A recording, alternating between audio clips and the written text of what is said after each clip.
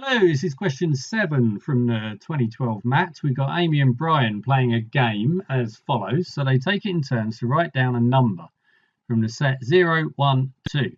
Amy playing first. On each turn, except Amy's first, the player must not repeat a number just played by the previous player. Okay, in the first version of the game, Brian wins if after he plays, the sum of all the numbers is a multiple of 3. For example, he'll win after this sequence.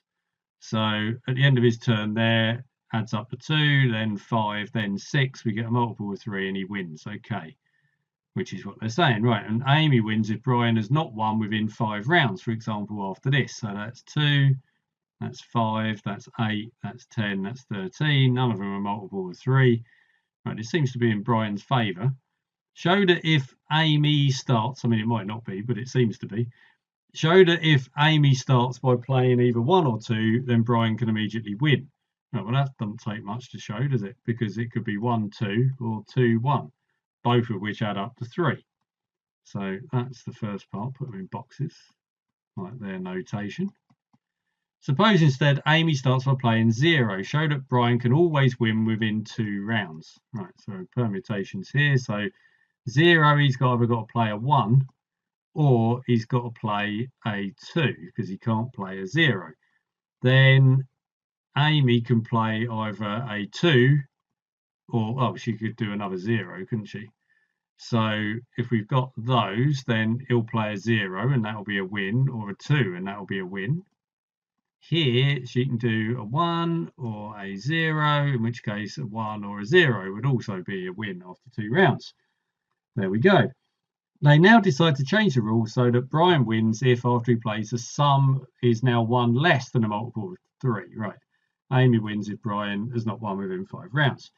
And they still can't repeat numbers. Right. Show that if Amy starts by playing either a 0 or a 2, then Brian will immediately win. Right. Well, it's pretty much the same as what we did in part 1. So 0, 2, Brian wins, or 2, 0, Brian wins. Suppose instead Amy starts by playing a 1. Well, that would seem sensible. Explain why it cannot benefit Brian to play a 2, assuming Amy plays with the best strategy. Right, it's interesting wording, cannot benefit by playing a 2. So he could still end up winning by the sound of it, but he's not benefiting by doing this. So what are the options then? So if you go 1, 2, then Amy can either do a 0 or a 1, in which case if it was the 1 looks more interesting. Let's deal with that one first. So if it was a 1, well, if Brian plays another 2, they'll just be trapped in this loop of 1, 2s. So he's going to have to go for a 0, because if it was 1, 2, we're just going to get 1, 2s all the way until he plays a 0. Right, so he's going to want to do a 1, 0 there to get out of that. If it was a 0 that she's played, then she just loses straight away. So she's definitely going to play a 1 again, in which case he has to play a 0. In which case, why didn't he just play it the first time? I think that must be what they're getting at with saying that it doesn't benefit him. So we're going to get a, how are we going to phrase this? So it will be Amy can construct a series of 1, 2, 1, 2, etc. unless, what's his name, Brian, plays a 0. So he needs to play it straight away. If he goes 1, 2, he's just losing a turn. Every 1, 2, I'm not going to be able to fit this in, loses Brian 1 turn. That's what's happening. That's why he's not benefit from that situation. Right, let's clear the sheet to carry on. Right, that was the toughest bit so far, I think, part 4. So suppose Amy starts by playing a 1. Well, we know she has to. And then he plays a 0, which we also know he has to. So that's our opening. How should Amy play next? So there's no point doing a 1 because she'd lose. So she's going to have to play a 2, because if she went 1, he'll just play a 0. So it must be a 2, and then he'll carry on. A 1 would lose, and it would be 1 0 1 0. Right, so assuming both play with the best strategies, who will win the game? Explain your answer. Right, well, we know that it has to start 1 0 2, because anything else is a mess up by one of them. Yeah, we showed in part 3 that Amy can't start with a 0 or a 2. So Amy has to start with a 1.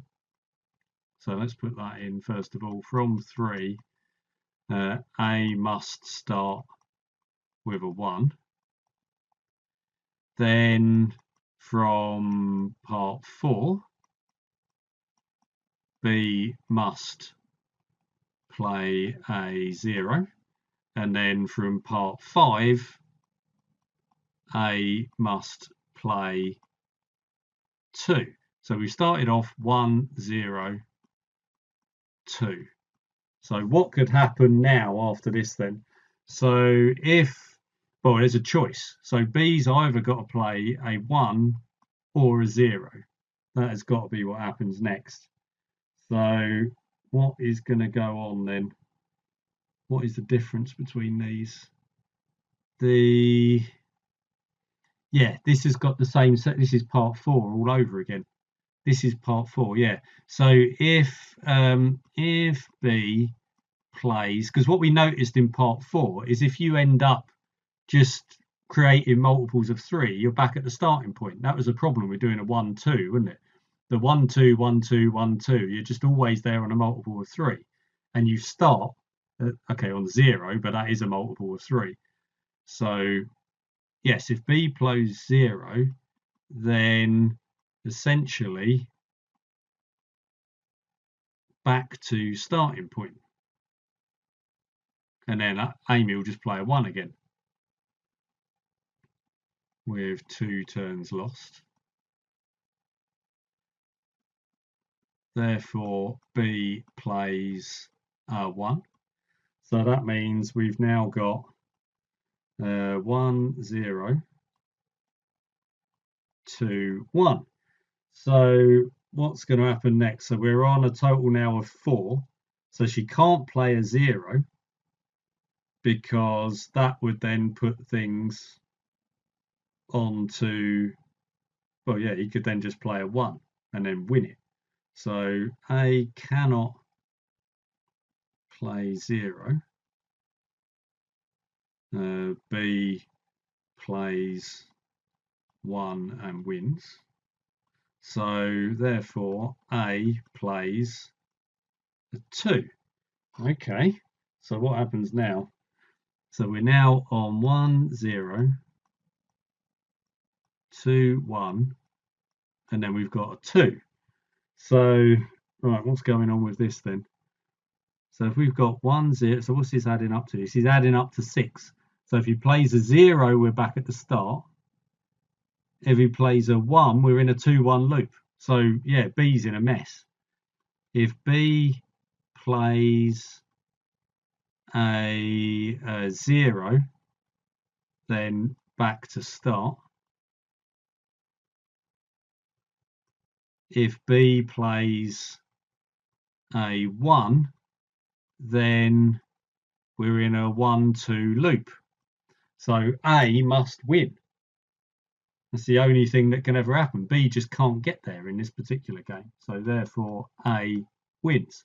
But that last part was fairly tricky, I think. When it moved on to the new game, it started off, I suppose the first half, well, it's not really half, but the first 3 parts of the 6 were pretty easy, and then it started ramping up considerably there. But yeah, that was quite nice. It had a little bit of meat to it, certainly more than question 6 on this paper did, which just seemed a bit weak. I think this was a good paper, 2012. The multiple choice questions were fun. The long questions, with the exception of question 6, were pretty challenging. So I think they've pitched it well on this year.